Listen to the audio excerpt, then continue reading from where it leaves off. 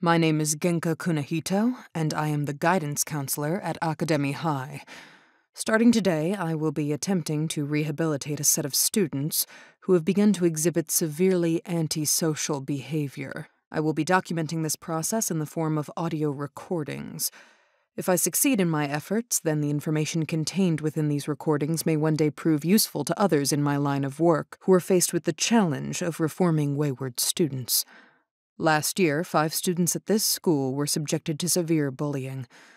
At the time, my policy was to require students to provide me with irrefutable evidence of wrongdoing before taking disciplinary measures toward anyone accused of misbehavior. Because no student was able to provide concrete proof that the bullying was taking place, I refused to take action, in accordance with my normal protocol.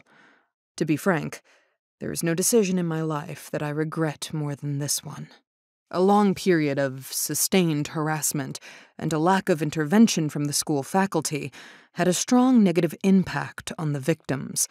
From what I have been told, they were considering a suicide pact at the time when the bullying was at its worst. However, a remarkable event occurred that pushed them in a drastically different direction. The details of this event are vague, and stories about this event are heavily embellished and sensationalized. However, this is what I know for certain. A few weeks ago, a group of students from another school gathered outside of the entrance to Academy High. They were waiting for a certain student to arrive, a young woman named Osoro Shidesu. Osoro had somehow offended them, and they were planning to retaliate by beating her up in front of the school. Apparently, they wanted to make it clear that they would not tolerate disrespect from anyone at Academy High. Again, the details are fuzzy, but what really matters is what happened next. Osoro single-handedly fought off the group of students that tried to assault her. It's difficult to know how she accomplished this because every version of the story is different. Some reports state that she defeated 10 students one at a time, while other accounts claim that she fought off 100 students simultaneously. Some say she took a weapon from one of the attackers and used it to defend herself against the rest, while others say she was bare-fisted the entire time. All versions of the story end the same way, with Osoro standing at the school's entrance, splattered with blood, surrounded by the maimed bodies of her enemies. Allegedly, she took a coat from one of the students she had defeated and draped it around her shoulders as a trophy commemorating her victory. To this day, she attends school while wearing a tattered coat. For most students, that coat alone is enough evidence that this inconceivable event actually took place. The 5 students who were being bullied were present when Osoro's triumph occurred. They witnessed her achievement firsthand. Instantly, Osoro became an icon to them, a physical embodiment of the idea that a single person can stand against a group of tormentors and prevail. From that day forward, they idolized her, worshipped her like a goddess. They started following her around school at all hours, like baby ducks following their mother. And eventually, they began to imitate her. Osoro had demonstrated that violence was a viable solution to their problems, and that a fearsome reputation would keep their enemies away. The 5 bullied students began acting exactly like Osoro. Gruff, unfriendly, standoffish. They dyed their hair blonde, exactly like hers. They styled their hair to give themselves the appearance of rebellious punks, and began carrying long, blunt objects at all times. They began showing up late to class, disrespecting faculty members, and so forth. They were originally targeted by bullies because they were the meekest students at school, and now they had become the exact opposite. Needless to say, the bullying stopped, but at a cost.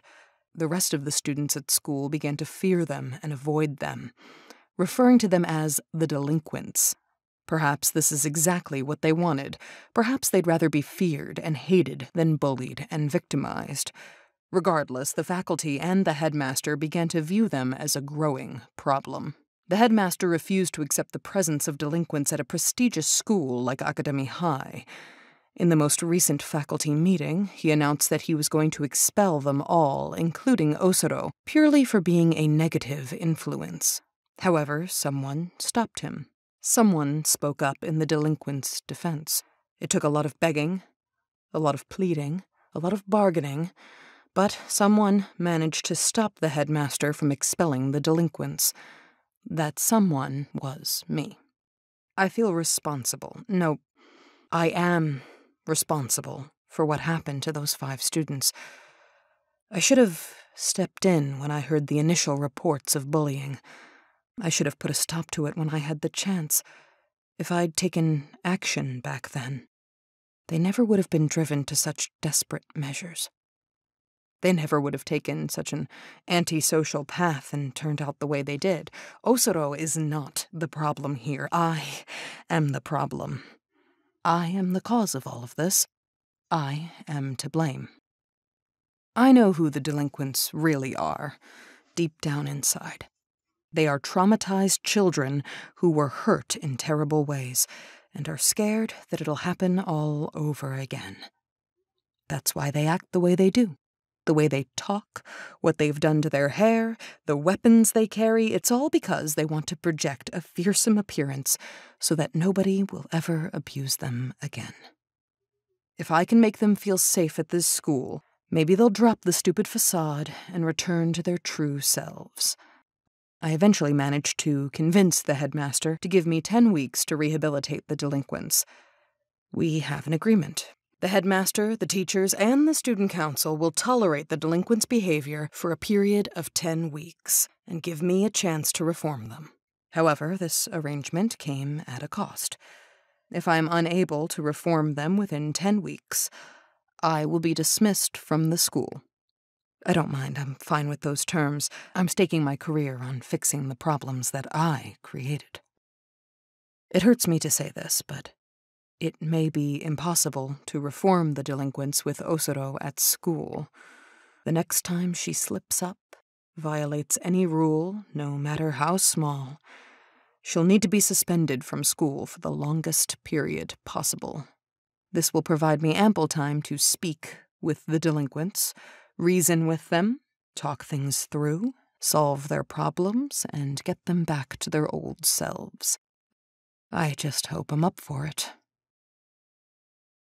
In times like this, I wish I was more like my mother. This recording became much more personal than I intended. I may need to toss this out and start over.